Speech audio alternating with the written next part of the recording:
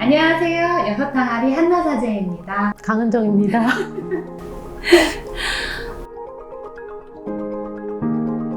선생님, 오늘은 네. 디지털 성폭력의 여러 유형들이 있잖아요. 피해 유형들이. 네네. 그런 걸 좀 자세하게 안내해 주시면 좋을 것 같아요. 네. 보통 한 5개에서 7개 정도로 나누는데요. 불법 촬영은 너무나 잘 아실 것 같아요. 네. 거의 매일 언론에서 뉴스를 아침마다 보면 네네. 매일 접할 수 있는 것 중에 하나가 불법 촬영 범죄 뉴스거든요. 네네.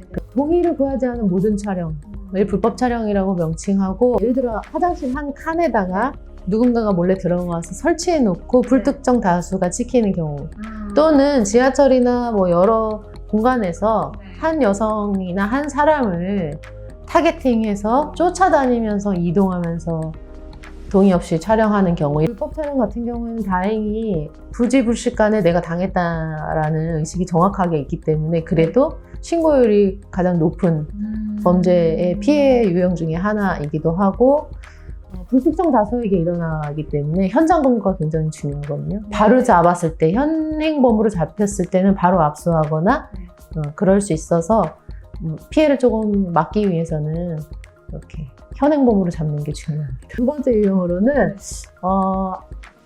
유포행위인데요. 네. 그러니까 내가 그 당시에는 촬영할 때는 동의하에 촬영을 했을지라도 내 동의 없이 나의 사진이나 영상을 온라인 공간에 업로드하는 행위, 그것을 모두 이제 통칭해서 유포행위라고 보시면 되는데, 많이 제일 접하시는 것 중에 하나일 것 같아요. 뭐 단톡방, 뭐 기타 등등의 플랫폼들에 올리는 행위 자체라고 보시면 되고요. 세 번째는 그런 피해 촬영물을 도구로 해서 피해자를 협박하는 행위. 네네. 이것은 처벌이 어려웠었는데 최근에 N번방 방지법 이후로 어떤 도구를 이용해서 협박하는 것도 처벌이 가능해졌거든요. 그래서 지금 만약에 혹시 협박 당하는 분이 계시다면 네, 지체 없이 신고하거나 어떤 성폭력 상담소들이나 국가의 어떤 센터들이 많이 있으니까 알아보셔서 빨리 지원을 받으시는 게 좋겠고요. 협박 피해에 이어서 온라인 그루밍, 네, 그루밍 사건이나 이 상황은 많은 분들이 또 아실 거고, 특히 청소년이나 아동들 키우시는 학부모들은 많이, 양육자분들은 많이 아실 것 같은데.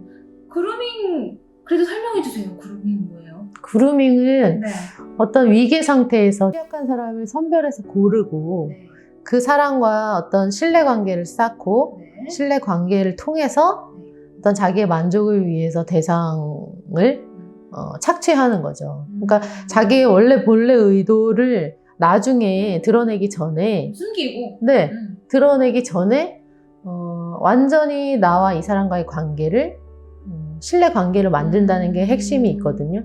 근데 랜덤 채팅이나 예를 들면 우리 청소년들이랑 많이 접할 수 있는 그런 매체들에서 그루밍을 통해 사실 신뢰 관계를 맺는데 뭐 짧게는 8분 정도밖에 걸리지 않는다고 그러거든요. 그래요? 네, 그러니까 그런 문제들이 사실 시사하는 바가 굉장히 많죠. 네, 전체 우리가 가정 구조부터 막 다 공부해봐야 되는 문제인 거예요. 왜 8분이면 아이들이 그루밍 당할 수 있느냐.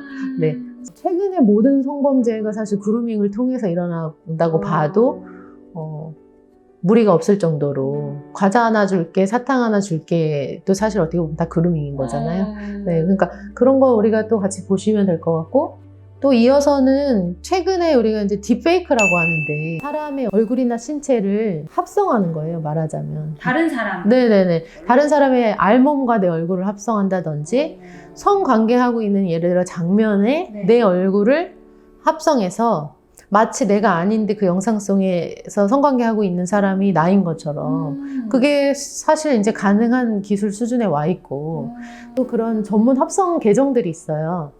네. 한 장당 뭐 5만 원, 10만 원 이렇게 돈을 내면 내 지인들의 얼굴을 어떻게 합성해서 주는 전문가들이 성업을 한다고 하거든요. 그러니까 그것이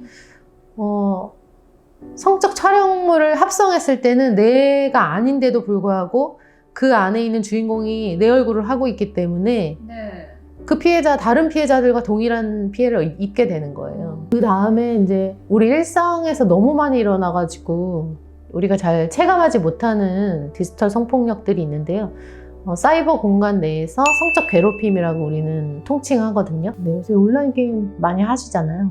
또 비대면 시대를 맞아서 아이들이 할 것도 없고 많이 온라인 게임에 노출되어 있는데 네. 뭐 좋은 온라인 게임도 있겠지만 온라인 게임 내에 성차별이나 성폭력 문제가 굉장히 심각하거든요. 그 안에서 성적 왜곡이나 이런 것도 이미지에 관련한 문제도 굉장히 많고요.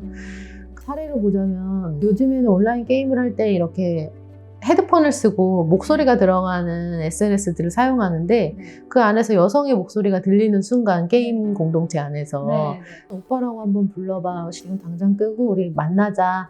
우리 생각도 못했던 건데 모든 분야가 네. 사실 자유로울 수 있는 분야는 없다는 거예요. 그리고 또 뭐 온라인 게임뿐만 아니라 단톡방도 네. 사실 이 안에서 어떤 유포행위가 이루어지지 않더라도 네. 단톡방에서 어떤 사람들이 말을 나누고 우스갯소리로 놀이하고 이런 거 안에서 일어나는 네.